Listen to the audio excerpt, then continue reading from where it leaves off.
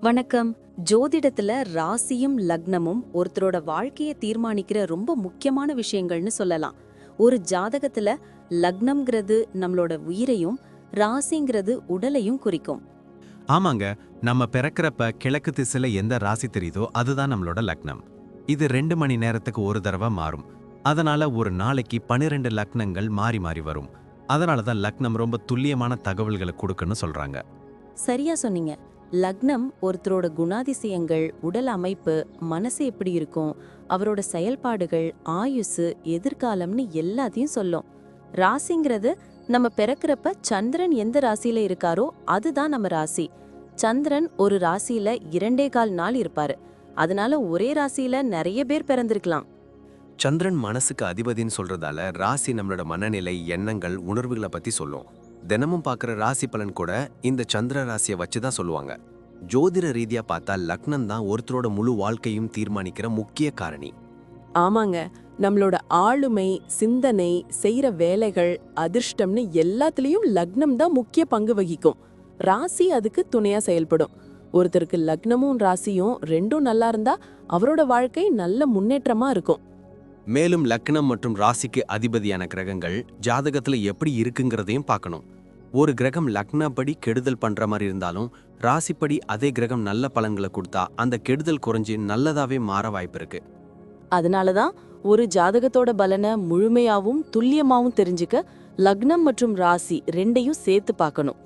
இப்போ நாம ஒவ்வொரு ராசி மற்றும் லக்னக்காரர்களோட தனித்தன்மைகள், அவங்க வாழ்க்கையில நடக்கிற முக்கியமான விஷயங்களை பத்தி விரிவா பார்க்க போறோம். இந்த பதிவை முழுசா பார்க்கறதுக்கு முன்னாடி நீங்க இன்னும் நம்ம சேனலை சப்ஸ்கிரைப் பண்ணலன்னா இப்பவே சப்ஸ்கிரைப் பண்ணிக்கோங்க. பக்கத்துல இருக்கிற பெல் பட்டனையும் கிளிக் பண்ணி வைங்க. அப்போதான் நம்ம போடுற ஒவ்வொரு புது பதிவும் உங்களுக்கு உடனே தெரியும். சரி வாங்க, இனி வீடியோக்குள்ள போகலாம். மச்சான், உன் ஜாதகத்தை நல்லா அலசி பார்த்துட்டேன். கன்னி லக்னம், கன்னி ராசி. இது நிஜமாவே ஒரு அபூர்வமான அமைப்பு தெரியுமா? அப்படியா? ஏன்டா அப்படி சொல்ற? ரெண்டும் ஒண்ணா வந்தா என்ன விசேஷம்? ரெண்டுமே ஒன்னா வந்தா நீ புத்திசாலித்தனத்தோட சிகரம்னு அர்த்தம். ஏன்னா லக்னமும் புதன், ராசியும் புதன். உன் மூளை சாதாரணமா வேலை செய்யாது. கம்ப்யூட்டரை விட வேகமா கணக்கு போடும். எதையும் பார்த்த உடனே ஸ்கேன் பண்ணி அதுல என்ன தப்பு என்ன சரின்னு கண்டுபிடிச்சிருவ. ஆமா, என்னால எதையும் மறக்கவே முடியாது. பழைய விஷயத்த கூட தேதி வரையா கரெக்டா சொல்லுவேன். ஆனா சில நேரம் இந்த ஞாபக சக்தி தலைவலியா இருக்கு. அதுதான் புதனோட வேலை. நீ ரொம்ப பிளான் பண்ணி பண்ற ஆளு. அவசரப்பட்டு எதையும் செய்ய மாட்ட. ஆனா உன் கூட இருக்கிறவங்க பாவம்டா. நீ சுத்தம் நேர்த்தின்னு சொல்லி அவங்கள படுத்து எடுப்ப. ஒரு பொருள் இடம் மாறினா கூட உனக்கு பத்திக்கிட்டு வரும்.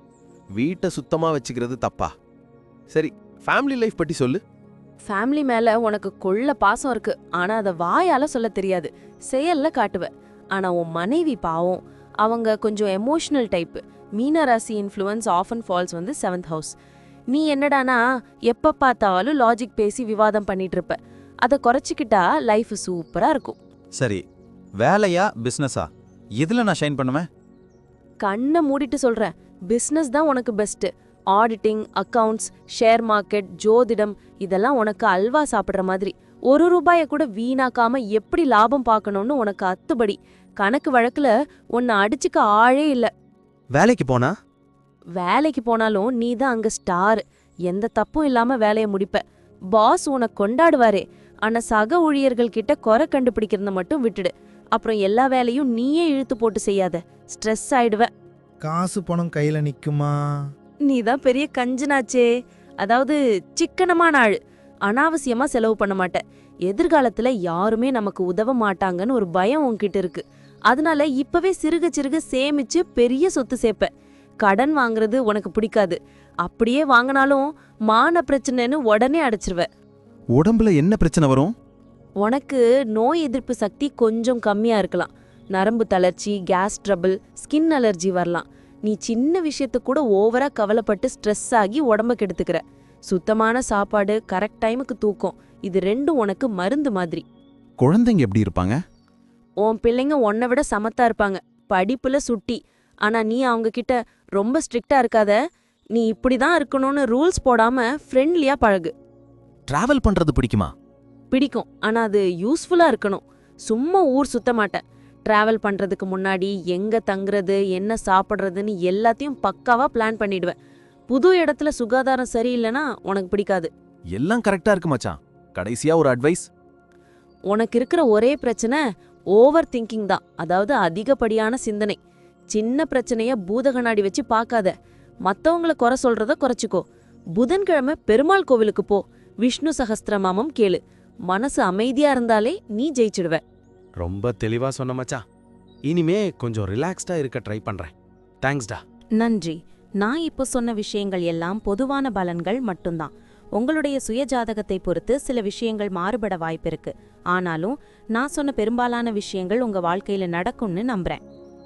இந்த வீடியோ உங்களுக்கு பிடிச்சிருந்துச்சுன்னா நான் அடுத்த பாகம் 2 எடுக்க தயாரா இருக்கேன். பாகம் 2 வேணும்னா பாகம் 2ன்னு டைப் பண்ணுங்க. நிறைய நண்பர்கள் பாகம் 2 கேட்டா சீக்கிரமே பாகம் 2 வீடியோவை பதிவு செய்றேன். இந்த வீடியோ உங்களுக்கு பிடிச்சிருந்தா லைக் பண்ணுங்க, ஷேர் பண்ணுங்க, நம்ம சேனலை சப்ஸ்கிரைப் பண்ணுங்க, பக்கத்துல இருக்கிற ஆல் பட்டனை கிளிக் பண்ணி வச்சுக்கோங்க. அப்போதான் நாங்க போடுற வீடியோக்கள் உங்களுக்கு உடனுக்குடன் நோட்டிஃபிகேஷனா வரும். உங்களுடைய எதிர்கால வெற்றிக்கு என்னுடைய வாழ்த்துக்கள். நன்றி. வாழ்க வளமுடன்.